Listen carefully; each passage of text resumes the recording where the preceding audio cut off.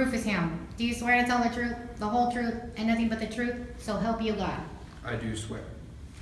Mr. Hound, how did you meet the victim, Miss Amber Valentine? It was fate. The universe kept pushing us together. We weren't in the same class fall quarter, and in the winter we had 2 classes together. After that, I kept seeing her everywhere I looked. Hey, I've got a quick question. Do you happen to know if she's expecting the full draft on Wednesday or just the outline? Let me see. I think it should be fine. She said she really only just wanted the intro to be finished, and that's about it. Oh my god, okay. It's such a relief. I'm seriously losing my mind over this paper. Really, man? I never let that shit bother me. Too blessed to be stressed and all that. You're too much. Thanks again. I'll see you in class. All right.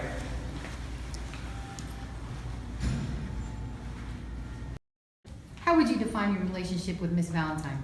We were dating.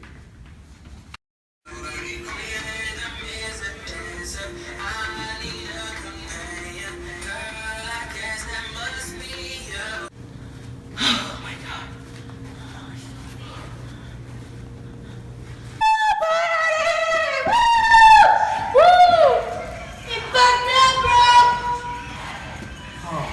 Hey Rufus. Hey. That party's crazy. Oh my god, I know, right? Happy New Year, Rufus. Happy New Year. You'll be good without him. Stephanie, you're fucked up. So cute. Oh my god. I have to go home and you have to take care of yourself. Okay. Okay. Girl, let me take you to the car. I'll see you tomorrow. Bye. Mr. Hound, Amber was a happily married woman. She had been for years. You knew that. That's not true. She was gonna leave him. She loved me.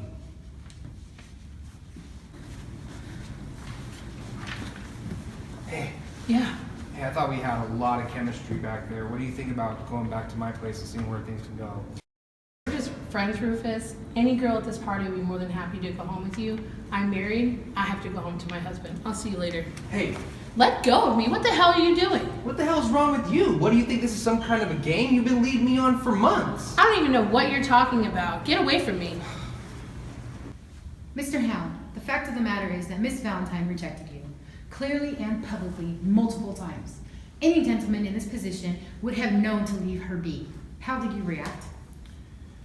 I think I took it pretty well. That wasn't so bad with Amber. Are you kidding me? That was a fucking shit show, dude. She's so not interested. I think she wants us, man. She's super into us. Are you sure? Because she was giving us a pretty strong fuck you kind of vibe. And she's married. So, I feel like we should, maybe we should hold back for a while we're still ahead. No, she's just playing hard to get, you idiot. It's seduction. She's challenging us to be a man and make a move.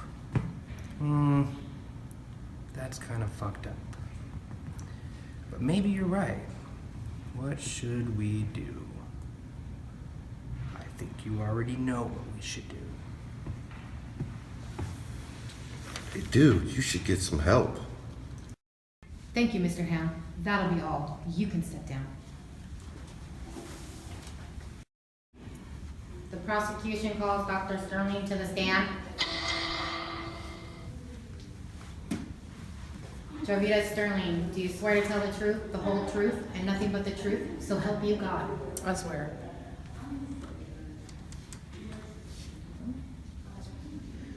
Dr. Sterling, how would you describe your relationship with the defendant? Entirely professional. I am a licensed health counselor and I provide therapy for Mr. Hound from the beginning of February to the end of August.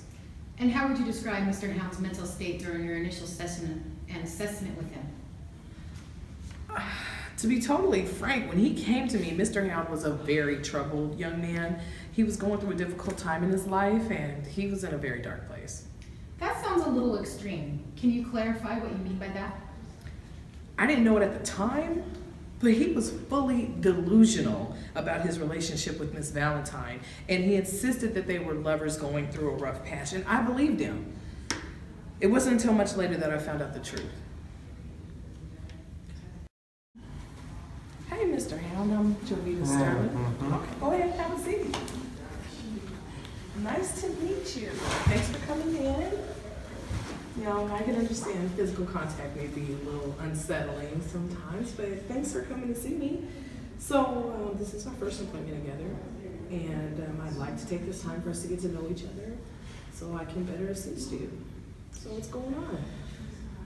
Well, my girlfriend's starting to act crazy, and I just have no idea what to do. You know, it's like she's avoiding me. To make sure that we weren't in any of the same classes this next quarter. And she's talking about going away by herself for the summer.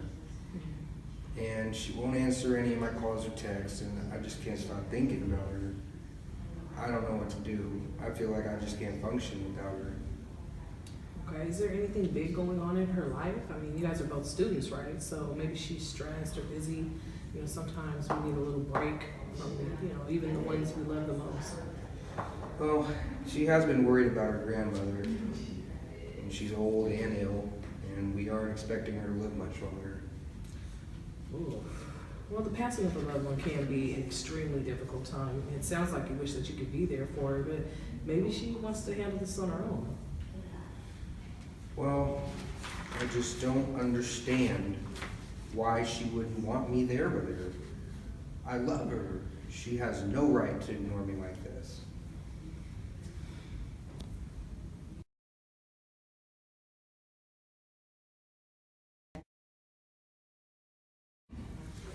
Well, that sounds like a rocky start. How did Mr. Hound react to treatment? As time passed, he made clear improvements, and he's really started getting his life back together.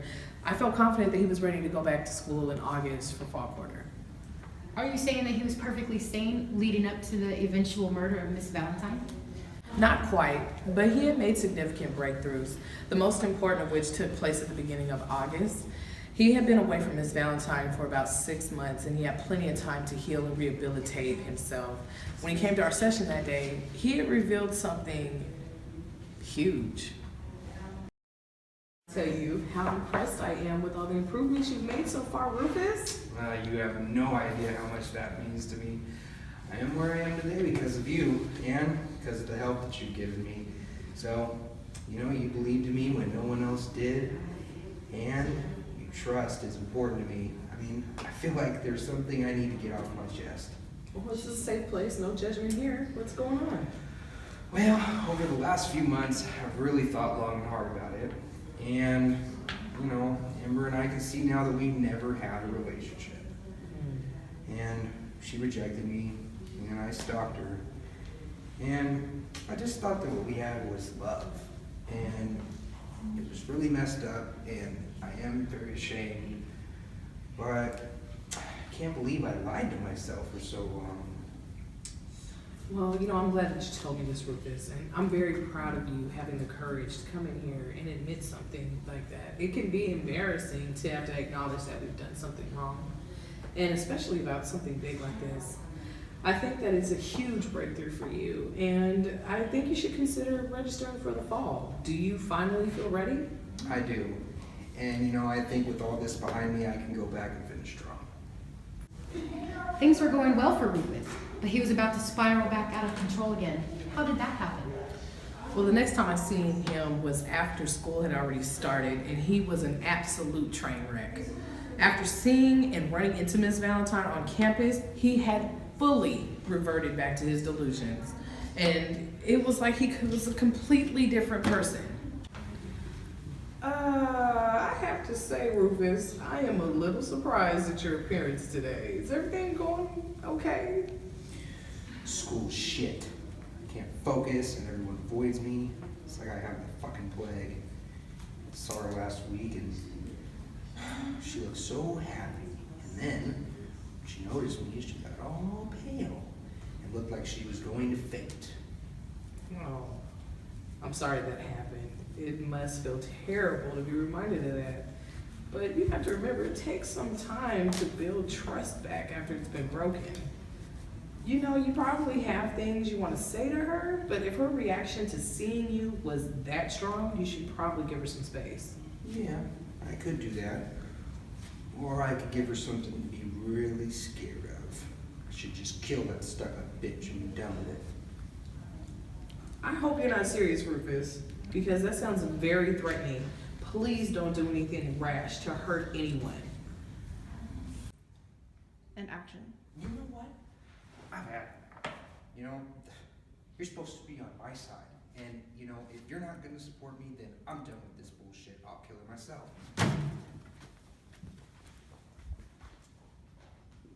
So Mr. Hound directly confessed to you his intention to murder Miss Valentine? What did you do with this information? I knew something was seriously wrong. Sometimes people just snap, and I've seen it before. I recognized it in Rufus. I knew he was really gonna go out and hurt that girl. So the first thing I did was call campus safety. To whom on the force did you report to? I went straight to the chief with the information. I spoke with Officer Shepard. She helped before with patients that were getting out of control, and I trusted her to take this issue seriously. So, if you took this information to the proper chain of command, why was this issue not stopped before it even started? That's the thing. I thought I was doing the right thing by going to campus safety, but after I did, my supervisor really let me have it. Ma'am, I know I should have come to you first, but everyone knows the Tarasoff story, and I thought we had something like a similar situation brewing here. I don't care what you think. This is blatant insubordination. And if this becomes an incident, it's going to cost you your job. This department is scraping by on half the budget we are promised for the year, and we can't afford bad PR. Are you threatening to fire me for being concerned about a student's life? Every minute she's on campus with him, her life is in danger. This kid is dangerous. He is a ticking time bomb, and he is going to hurt someone. I don't want to hear another word about it. Apologize to Officer Shepard, tell her you made a mistake, and get out of my office. You're tripping. So you're saying that your supervisor knew Mr. Hound posed a serious risk to Miss Valentine, to her life, and she made you rescind your police report? Yes, she knew she could have done something, and I'll never understand the pettiness and bureaucracy and the injustice of this system. This may be a difficult question to ask, Dr. Sterling, but do you believe that Mr. Hound was truly in his right mind and therefore responsible for his actions? You know, I'm afraid I can only give my professional opinion as a counselor. Mental illness can be a terrible burden, and it's something that can often cause patients to spiral out of control. This isn't an explanation for his behavior, but not an excuse. Rufus may have been in the middle of an episode, but he still knew right from wrong. And this attack was definitely premeditated. Thank you, Dr. Sterling. That should be more than enough. Thanks. The prosecution calls Officer Shepard to the stand. Officer Gretchen Shepard, do you swear to tell the truth, the whole truth, and nothing but the truth? So help you God. Yes, I do. Officer Shepard, I understand you were one of the first on the scene of the murder. Where were you when the attack took place? It was midday, just about noonish. I was patrolling the south side of the campus around the admin building when I heard several gunshots and screams. I immediately radioed in for backup and told them to call police and an ambulance. Then I ran towards the source of the commotion, which was the courtyard between the library and the college center. I don't think I've ever run faster in my life. Please continue, officer. Can you describe what you saw when you arrived at the scene of the crime? It was, I won't lie, ma'am, I worked on the city's force for 5 years, and I've never seen anything so shocking in all that time. Thank God everyone else had managed to run away from the scene. There wasn't a person in the courtyard but the two of them. That poor girl was on the pavement, bleeding out with who knows how many bullets in her, struggling to stay alive. And where was the defendant, Rufus Hound? He was on his knees right next to her. His head was in his hands and he was sobbing, weeping. The second he looked up and saw me, he pulled the gun up to his own temple and he told me not to take a single step closer. I was essentially trapped. You see, campus safety doesn't carry weapons because we're a community college. It's a controversial issue. So I couldn't really do anything to neutralize the situation other than try and talk him down. And that's what I did. What did you say to the defendant? And how did he respond? Well, I started out by asking him what he planned on doing when the police and ambulance arrived on the scene. I told him if he cooperated and let them do their jobs, the paramedics might be able to save her. He didn't seem to believe me. He was convinced that she was already dead, done for. He didn't say a single word to me or answer any of the rest of my questions. He just totally shut down, but he still had that gun pressed against his head hard, right up against the temple. Wouldn't put it down. What happened when the emergency response team arrived on the scene? Well, after a few years of getting used to fuddy-duddies on campus safety, old guys in uniform, the police and paramedics felt like an effective and terrifying swarm of bees descending. In what seemed like seconds, they were on him. He was cuffed. He was dragged into the back of a squad car. And then suddenly they were hauling her away on a gurney, and I didn't have a chance to wonder if she was still alive because I was surrounded by familiar faces who wanted to know what happened. Thank you so much for your service and testimony, Officer Shepard. That will be all. The prosecution rests.